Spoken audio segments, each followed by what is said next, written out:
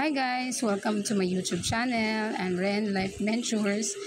And ito yung pinaka first ever na video ko na upload sa YouTube, and gusto ko rin mag-share ng aking nalalaman kahit napakonti-konti. But disclaimer lang guys, ako ay hindi isang professional nail artist. Lahat ng aking ituturo ay base lang sa aking personal experience. Sa simula 2012 nag-manicure and pedicure na ako, home service. And syempre, sa tagal na yon ay natututo rin naman ako sa bawat mga customer na nakakasalamuha ko, or iba-ibang klase ng mga kuko, manicure man yan or pedicure.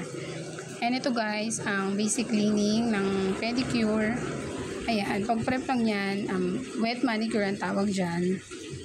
Siyempre, mas nakagis na natin ng ganyang manicure kahit na meron ng dry manicure ang tinatawag. So, meron pa rin naman talaga na merong customer or client na talagang gusto pa rin nila yung tradition ng paglilinis. So, yan guys lang.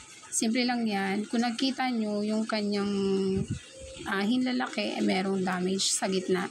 So, kahit anong gawin namin dyan, hindi na talaga siya tumutubo. Tulad ng normal na dati niyang kuko. Kasi, napuruhan yung pinakaugat dyan, I think. Kasi, nabagsakan ng pinaka-stand ng motor. So, kada tutubo siya or hahaba, ganun pa rin yung tumutubo. Isbiyak na talaga siya. So, ako guys, hindi ako masyado nagsusundot ng ingrown area. Kasi, lalo na kung nakita nyo yung ingrown niya, hindi naman kailangan sundutin. So, kung ano lang yung pinakadulo, doon lang talaga ako. Kasi alam naman natin, the more na sinusundot mo yung pinaka-ingrown area niya, the more na lumalalim. Yan na yun. So guys, ayun, simple-simple lang ako. Basta kung ano lang yung nakita kong dumi, ay titanggalin ko. Especially yung mga dry skin. Ayan. Sa part na dito guys, ay piniling ko lang yung pinakaibabaw niya kasi para medyo mag-flat lang yung ibabaw ng nails ni client. And ayan, binrush ko lang din kasi para naman makita ko kung okay na ba siya. Para pag nilagyan ko ng polish ay pantay na talaga siya. So dito guys, applying na ako ng first layer or first coat ng ating polish. And ang napili niya ay Bohemian by Sassy.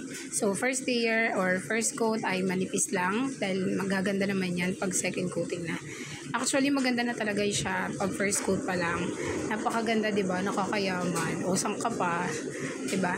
So ayan, applying na ako niyan ng second coat. And alam nyo ba guys, sobrang ganda and nagustuhan niya ng aking client dahil ito daw yung mga polish na hinahanap-hanap niya na simple lang, and alam mo siya yung kapag naluma hindi pa rin mukha siyang luma. Ano daw? Alam mo yung kapag yung polish niya kahit naluma na mukha pa rin maganda, lagyan mo lang ng Mertiolet. Yun. And yun nga guys, sobrang nagandaan niya yan. And actually ako din, sobrang nagandaan din ako dyan. So ulitin ko, Bohemian niya ng Sassy.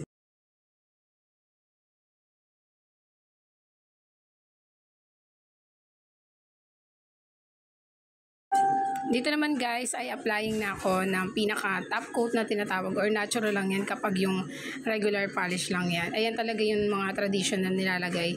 So hindi pa naman uso pa naman dati nun yung top coat. So regular polish lang naman din na ginawa natin dyan. Kaya natural lang din na ginawa ko.